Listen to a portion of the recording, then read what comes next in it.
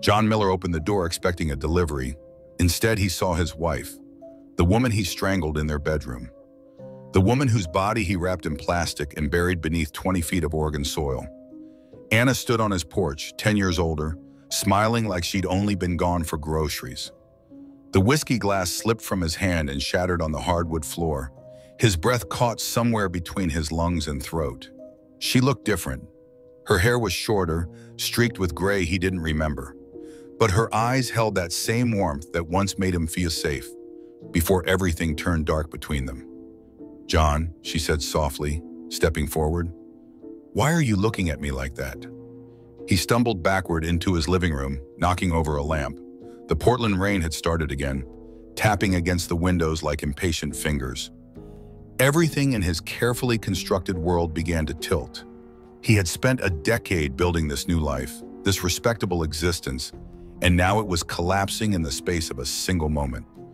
"You're not real," he whispered, his voice cracking. "You can't be here." Anna tilted her head, confused. She stepped inside, closing the door behind her against the October chill. Water dripped from her jacket onto the floor. Real water, making real puddles. She reached for him, and when her fingers touched his arm, they were cold but solid, undeniably there. 10 years earlier, John Miller had been a different man. Or perhaps the same man, just better at hiding what lived beneath the surface. He worked in investment banking, managing portfolios for Portland's wealthiest families. Anna taught 3rd grade at Bridal Mile Elementary.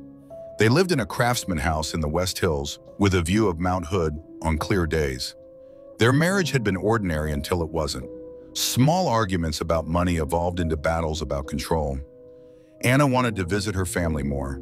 John wanted her home. She mentioned feeling trapped. He accused her of being ungrateful. The pattern repeated, escalating, until the night she said she was leaving him. That night in December 2015, something inside John broke. Or maybe it had always been broken, just waiting for the right pressure. They fought in the bedroom. Her suitcase was already packed. When she turned her back to grab her phone, his hands found her throat. He didn't remember deciding to do it. He only remembered the terrible silence that followed. He was methodical about what came next. He wrapped her body in plastic sheeting from the garage, waited until 3 in the morning, drove to the construction site where his company was developing new condominiums. The ground was soft from winter rain. He buried her deep, beneath what would become the foundation of Building 3. The investigation that followed was thorough, but ultimately fruitless. Detective Tom Brown spent months following leads that went nowhere. Anna's phone had been left at home. Her car was in the garage, no activity on credit cards or bank accounts. She had simply vanished, and John played the devastated husband perfectly. He attended vigils, cried on local news, even helped organize search parties, walking through Forest Park calling her name while knowing exactly where she lay. After 2 years, the case went cold. Anna Miller became another missing person statistic, and John Miller became a widower who bravely rebuilt his life. He sold the house with too many memories, moved to a modern apartment downtown, changed firms, worked harder, made more money, started dating again, though nothing serious, built a reputation as a generous donor to domestic violence charities, which people found touching given his tragic loss. He became untouchable, sympathetic, beyond suspicion. But guilt is a patient architect. It builds structures in the mind that don't appear on any blueprint. John started having dreams where Anna stood at the foot of his bed, watching him sleep. He'd wake gasping, searching the shadows. During the day, he'd catch glimpses of dark hair in crowds, and his heart would stop until the woman turned and revealed a stranger's face. Before we continue this story, let us know in the comments where you're watching from. We'd love to hear from you. And if you're new here, click on the subscribe button so you never miss any of our upcoming videos. Because what happens next will test everything you think you know about guilt, revenge, and the price of buried secrets. Now Anna stood in his living room, shaking rain from her hair, asking why he looked so pale. She moved through his space with familiar ease, touching the back of his leather couch the way she always did. She commented on his new artwork, how modern it was compared to their old taste. She asked if he'd eaten dinner yet. "Where have you been?" John managed to ask. his voice barely audible. Anna's face clouded with confusion. What do you mean? I've been at school. John, are you feeling okay? School, he repeated numbly. Yes, school, where I work every day. She laughed, but concern flickered across her features. Did you hit your head or something? Should I call someone? His mind raced through possibilities. Hallucination, psychotic break, brain tumor. None of them felt right. She was too detailed, too real. He could smell her perfume, that lavender scent she wore for years. He could see the small scar on her left hand from a kitchen accident in 2013. What year is it? He asked suddenly. What? She stepped closer, really worried now. John, you're scaring me. It's 2015, October 18th. We had coffee this morning, don't you remember? October 18th, 2015, 3 weeks before he killed her. 3 weeks before that final fight. But it was 2025. A decade had passed. He'd lived through every single day of those 10 years, built an entire new existence. Yet here she stood, claiming it was still 2015, looking at him like he was the one who'd lost his mind. I need you to leave, he said, backing toward the door. Please, just go. Leave, John. This is our house. What's happening? Her eyes filled with tears. Why are you acting like you don't know me? Our house, but this wasn't their house. That house had been sold 8 years ago. This apartment didn't exist in 2015. None of this made sense. He looked around his living room, seeing it through her eyes. Would she recognize anything here? Could she even see the same things he saw? What do you see when you look around? He asked carefully. Anna wiped her eyes, sniffling. I see our living room. I see our furniture from Crate and Barrel that we bought last spring. I see the wedding photo on the mantle. John, please tell me what's wrong. You're frightening me. He turned to look at the mantle, empty except for a small sculpture. No wedding photo, no mantle at all, actually, just a floating shelf. But she saw something different. They were occupying the same space but experiencing different realities. The possibility terrified him more than anything else. That night, he didn't sleep. Anna, or whatever she was, eventually went to bed in his guest room after he claimed he wasn't feeling well. He sat in the dark, listening to her breathe in the other room. Real breathing, in and out. He crept to the doorway and watched her sleep, confirming she was actually there, actually solid. He tried to photograph her with his phone. The camera showed an empty bed. He deleted the photo, took another. Same result. His hands shook so badly he nearly dropped the phone. This wasn't possible. None of this was possible. Yet here they were. Morning came without mercy. Anna woke up cheerful, made coffee like she belonged there. She chatted about her students while John sat at his kitchen counter, unable to eat, unable to speak. She didn't seem to notice his terror. Or maybe she did and chose to ignore it. I'm going to call in sick today, she announced, touching his shoulder. You need me here. We should probably see a doctor. No, he said too quickly. No doctors. I'm fine. You're clearly not fine. Her hand moved to his forehead, checking for fever. You've been acting strange since I got home yesterday. Did something happen at work? Yesterday. She remembered coming home yesterday. But yesterday for her was a decade ago for him. Time itself had fractured around them, creating two separate streams of reality that somehow intersected in his apartment. He wondered if he was already insane, if this entire conversation was happening inside his deteriorating mind. Detective Tom Brown hadn't forgotten about Anna Miller. Cold cases never really close in a detective's mind. They just wait. He'd kept the file, kept Anna's photo on his desk, kept thinking about the husband who seemed just a little too composed during those initial interviews. Brown had seen plenty of grieving spouses. Some wailed openly, some went quiet with shock, some stayed busy to avoid feeling. John Miller had done all the right things, hit all the right notes. But something about his performance felt rehearsed. The detective couldn't prove anything, though. Without a body, without evidence, without even a clear motive, the case evaporated. But now Brown had received an interesting call. A landscaper working on the old construction site had found fragments of plastic sheeting during an excavation. Probably nothing, probably garbage.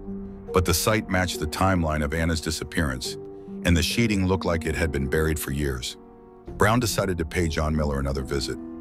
John watched Anna move through his apartment, touching things that didn't exist for her, seeing rooms that had changed. She talked about dinner plans, about calling her mother, about a parent-teacher conference scheduled for next Tuesday. Next Tuesday in 2015.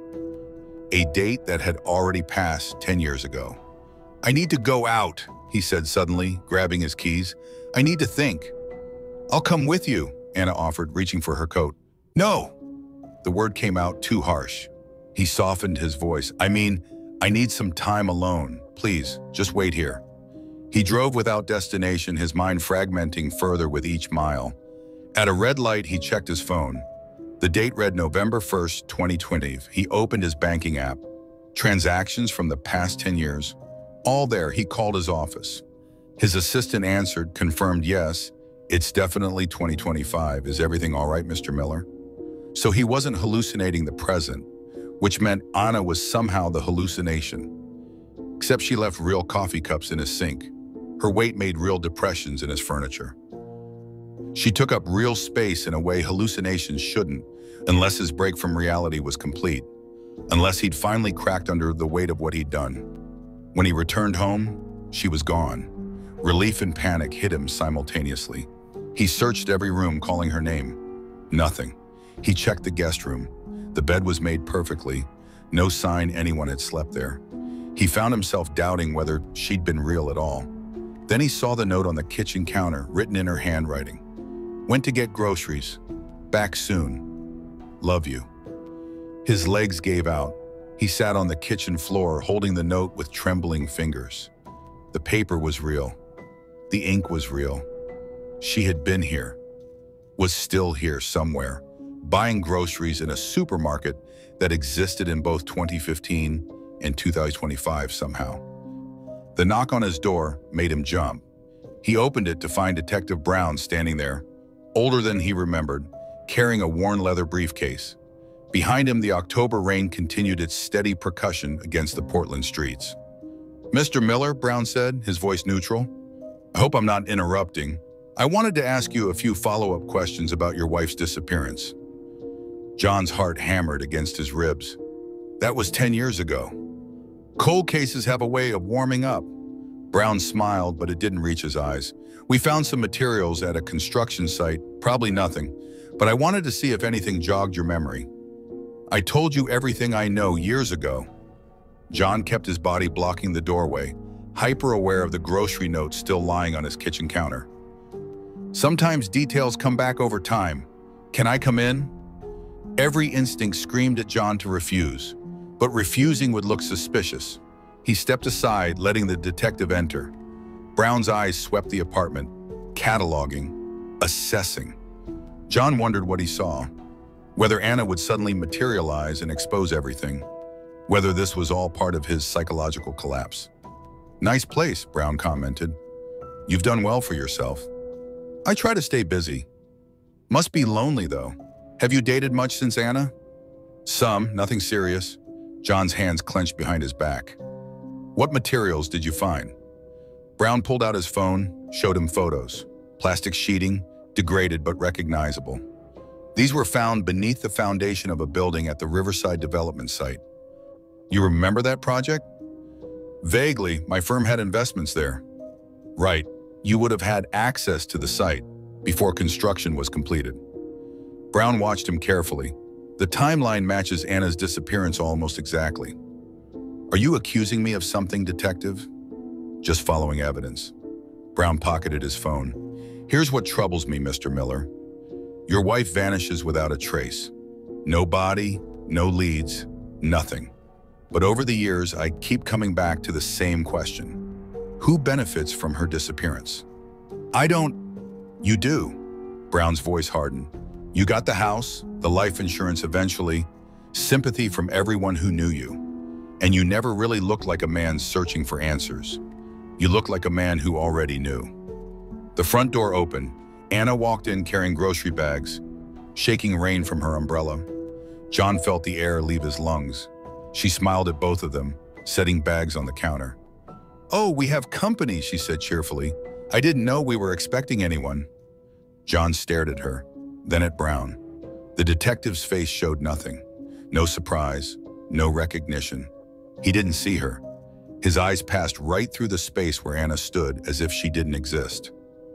"Mr. Miller," Brown prompted. "You were saying?" John couldn't form words. Anna was unpacking groceries, humming softly. Brown stood 3 feet away, completely unaware of her presence. "Are you all right? You look pale." "I think you should leave," John managed. "If you have real evidence, charge me. Otherwise, I'm done answering questions." Brown studied him for a long moment, then nodded slowly. "We'll be in touch." He handed John a business card. "Call me if you remember anything new." Guilt has a way of surfacing, eventually, even after 10 years. After the detective left, John stood frozen in his entryway. Anna continued putting groceries away, talking about her day, completely oblivious to the fact that she'd just been invisible. He watched her move, solid and real, occupying space that apparently only he could perceive.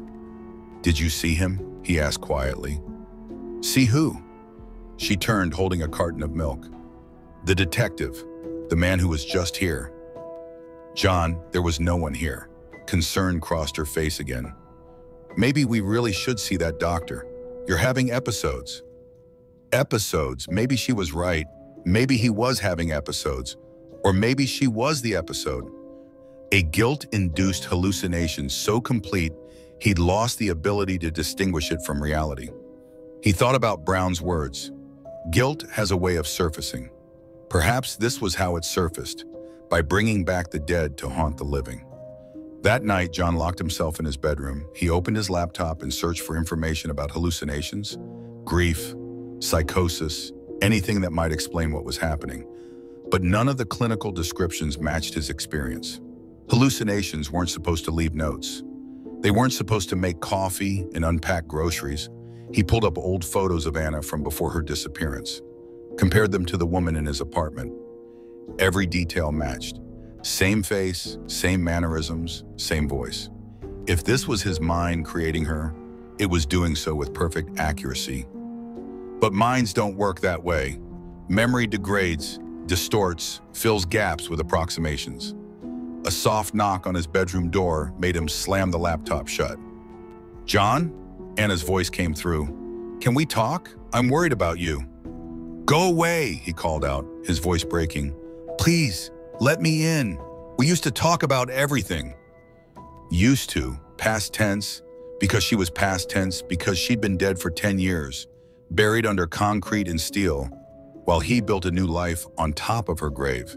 Except here she was, worried about him, wanting to talk like they were still married, still together, still alive. He opened the door. She stood there in pajamas he didn't recognize, looking younger than she should, frozen in time at the moment before he took everything from her. He wanted to confess, wanted to tell her what he'd done, beg forgiveness, end this torture, but the words stuck in his throat like stones. "I'm not crazy," he said instead. "Something is happening, something impossible." "Then tell me what you think is happening." She sat on his bed, patient and gentle. "I think," he struggled to organize his thoughts. "I think time is broken. I think you and I are in different times and somehow they're overlapping." "That's quite a theory." She didn't mock him, just listen. "What if I told you that from my perspective, you've been gone for 10 years? That the world has moved on without you? That I've lived an entire decade since the last time I saw you?" Anna was quiet for a moment, considering. "Then I'd say either you're experiencing something neurological or," she paused, meeting his eyes, "or you know something about where I've been, something you haven't told anyone." The question hung between them, sharp and terrible. John felt something shift in her gaze, something that looked almost like understanding or accusation. He couldn't tell which. "I think you should sleep in the guest room again," he said quietly. She nodded and left without argument. John locked the door behind her and spent another sleepless night listening to her move through his apartment. At some point, he heard her crying softly. The sound cut through him like broken glass because he knew he'd put those tears there, even if she didn't remember, even if she existed in some fractured timeline where he hadn't killed her yet. The next morning, everything changed again. John woke to find Anna gone, but this time when he searched the apartment, He found proof of her presence everywhere. Coffee cups in the sink that hadn't been there before, wet towels in the bathroom, a hairbrush with long, dark strands that matched Anna's hair. Physical evidence that she'd been there, even though she was nowhere to be found now. He checked his phone obsessively. November 1st, 2020, still his present, still his reality. But scattered throughout his apartment were artifacts from hers, bleeding through the boundary between what was and what had been. He picked up one of the coffee cups, examined it. Real ceramic, still warm. His phone rang. Detective Brown. "Mr. Miller, we need you to come down to the station. We have some questions about the evidence we recovered." "Am I being charged with something?" "Not yet, but we'd like to clear some things up. You can bring a lawyer if you want." John agreed to come in that afternoon and then hung up. He stood in his apartment, surrounded by ghost evidence, wondering if he should run. But where would he go? The guilt would follow. Anna would follow. He was trapped in a prison of his own making, and the walls were closing in from both sides of time. Before he could leave, Anna appeared again, simply materialized in his living room like she'd been there all along. She looked different this time, her expression harder, less confused. She watched him with an intensity that raised every hair on his arms. "John," she said slowly, "I've been thinking about what you said, about time being broken." "Anna, and I realized something." She stepped closer. "You're right, something is wrong with time, but not the way you think." His pulse quickened. "What do you mean?" "I mean that people don't just forget 10 years. They don't just skip over a decade of life." Her voice stayed calm but still lurked beneath it. "So either you're having a complete mental breakdown or," she paused, studying his face, "or you're remembering something you tried very hard to forget." "I don't know what you're talking about." "Don't you?" She tilted her head. "Because every time you look at me, you look terrified. Not surprised, not confused, terrified, like you're seeing something that shouldn't be possible." John backed toward the door. Anna followed, matching his steps. "What did you do, John?" "Nothing, I didn't." "What did you do to me?" The question hit him like a physical blow. His back pressed against the door, nowhere left to retreat. Anna stood inches away, and for the first time since she appeared, he saw something other than confusion in her eyes. He saw knowledge, terrible, certain knowledge. "Some problems," she whispered. "Don't stay buried forever." Then she vanished, simply ceased to exist between one heartbeat and the next. John slid down the door and sat on the floor, shaking. She knew. Somehow, impossibly, she knew what he'd done. The guilt had manifested her not just to haunt him, but to expose him, to force confession from his lips. At the police station, Detective Brown led him to an interview room. 2 other officers joined them, along with a woman from the forensics lab. They showed him the plastic sheeting again, explained how they'd found traces of biological material. DNA testing was underway. Results would take a few weeks. "Here's what I think happened," Brown said, leaning back in his chair. "I think you and Anna had problems. I think one night, those problems escalated, and I think you made a decision that changed everything." "That's speculation." "Is it?" Brown pulled out a folder. "We've been reviewing the timeline. Your company had extensive access to that construction site. You knew the area. You would have known it was being developed, that whatever you put in the ground would be covered by a foundation concrete." "Circumstantial." "Sure, but circumstantial evidence builds cases." Brown smiled thinly. "And guilty men make mistakes. Eventually." John left the station 2 hours later, feeling the net tightening. Brown was close. The DNA would likely be compromised after 10 years, but even partial results might be enough. And John was crumbling from the inside, haunted by a ghost only he could see. When he got home, Anna was waiting. She sat on his couch, hands folded in her lap, perfectly still.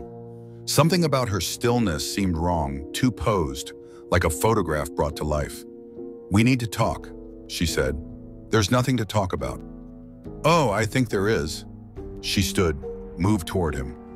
"I've been remembering things, John. Things that don't quite fit. Do you want to know what I remember?" He didn't answer. Couldn't. "I remember a fight, a bad one. I remember saying I was leaving. And then She touched her throat absently. Everything goes dark. But here's the strange part. That darkness has lasted 10 years for you, hasn't it? 10 years of living with what you did. Stop. Why, because you don't want to hear it? Or because you know I'm right? Her voice remained eerily calm. You killed me, John. You wrapped my body in plastic and put me in the ground. And now I'm back, and you can't run from it anymore. You're not real, he whispered. You're just guilt, just my mind breaking. Maybe. She moved closer until they were inches apart. Or maybe guilt is real enough. Maybe the things we try to bury have a way of digging themselves out. Maybe that's exactly what's happening here. John's phone buzzed, a text from an unknown number. I know what you did. His blood turned to ice. He looked up at Anna, but she was gone again, vanished into whatever space she occupied between moments. He checked his phone with shaking hands, but there were no other messages. No way to trace the sender. Another text arrived. The truth wants out. Then another. She deserves justice. His apartment felt smaller suddenly, walls pressing in. Someone knew. Someone was watching. Was it Brown? Was it someone else who'd figured it out? Or was his fracturing mind now manifesting texts, creating new layers of torture? He tried to respond, but his messages wouldn't send. The conversation existed only one way. Someone sending him accusations he couldn't answer. He threw the phone across the room, heard it crack against the wall. Immediately regretted it. His only connection to reality, destroyed. That night was the longest of John's life. He sat in darkness, waiting for Anna to reappear, waiting for police to knock on his door, waiting for his mind to finally snap completely. Every shadow held accusation. Every sound suggested approach. He was dissolving piece by piece, and there was no stopping it. At 3 a.m., his apartment door opened. He hadn't locked it, hadn't seen the point anymore. Anna walked in, but this time she wasn't alone. Behind her came a woman John had never seen before, younger, with sharp features and calculating eyes. Hello, John, the stranger said. My name is Kate. I think it's time we had a conversation. John stared at them both, his mind struggling to process. Who are you? Anna's best friend. Kate smiled, but it was cold. The one who never believed you. The one who's been waiting 10 years for proof. Something clicked into place. The texts. The way Anna appeared and disappeared. The feeling of being watched. This wasn't supernatural. This was revenge. You've been doing this, he said slowly. You've been pretending to be Anna, making me think I was losing my mind. Oh, you are losing your mind, Kate replied. I'm just helping it along. See, I spent 10 years learning about technology, about hacking, about how to make a man see ghosts, hidden cameras, deepfake technology, holograms, whatever it takes. Anna, the projection of Anna, flickered slightly, confirming she wasn't real. Never had been. Just elaborate tricks designed to break him down. Why? John asked, though he knew. Because I loved her, Kate said simply. And you took her from me, from everyone. And then you got to just live, build a new life, be happy, while she rotted in the ground. You can't prove anything, can I? Kate held up a tablet, showed him footage, John's apartment from multiple angles, every interaction with the Anna projection, every breakdown, every moment of confession when he thought he was alone. You've said some interesting things these past few days, things only a guilty man would say. His legs went weak. He'd confessed, multiple times, talking to empty rooms, admitting what he'd done, begging forgiveness from hallucinations, all recorded, all documented. Detective Brown gets this footage tomorrow, Kate said, along with an anonymous tip about where to find Anna's body, the concrete foundation that's about to be demolished for renovations. Funny how timing works. This is entrapment, illegal. Maybe, but you know what else is illegal? Kate's voice hardened. Murder. And unlike my methods, yours has a body, real DNA, real evidence. John felt his carefully constructed world crumble completely, not from guilt or supernatural haunting, but from something more dangerous, human determination. One woman's decade-long plan for justice. "What do you want?" he asked desperately. "I want you to admit it. On camera. I want you to say her name and tell the truth about what you did." Kate held up her phone, already recording. "Give Anna that much. Give her family closure. Give me justice." He looked at the projection of Anna, still flickering in his living room. Even knowing it wasn't real, he felt the weight of her accusation. 10 years of running, and it ended here. Not with police or courts or evidence, but with a confession demanded by love. "I killed her," John said quietly. "I killed Anna Miller on November 8th, 2015. I choked her during an argument. I buried her body at the Riverside construction site, and I've spent 10 years pretending to be the victim of her disappearance." The words hung in the air, finally spoken aloud. Kate stopped recording, saved the file, backed it up to multiple locations. Her hands shook slightly, tears streaming down her face. "Thank you," she whispered. She deserved at least this. Detective Brown arrived at John Miller's apartment at dawn, accompanied by 6 officers. They found him sitting on the floor, staring at nothing. He didn't resist when they read him his rights. Didn't ask for a lawyer, just went quietly, like he'd been waiting for this moment for a decade. The investigation moved quickly after that. John's confession, both to Kate and in subsequent police interviews, led them to Anna's remains. The foundation was excavated. Her body was found, still wrapped in degraded plastic, exactly where he said it would be. DNA confirmation came through within days. Kate watched the news coverage from a safe distance. The anonymous footage she'd sent to Detective Brown had been enough to establish probable cause. Her name never appeared in any reports. She'd covered her tracks carefully, and Brown seemed content to have solved his cold case without questioning the mysterious source too deeply. Anna Miller was finally laid to rest in a ceremony attended by hundreds. Her family wept. Her students, now grown, shared memories. Kate stood at the back, silent, feeling the weight of 10 years lift slightly. It wasn't complete closure, nothing could bring Anna back. But it was justice. Imperfect, complicated justice.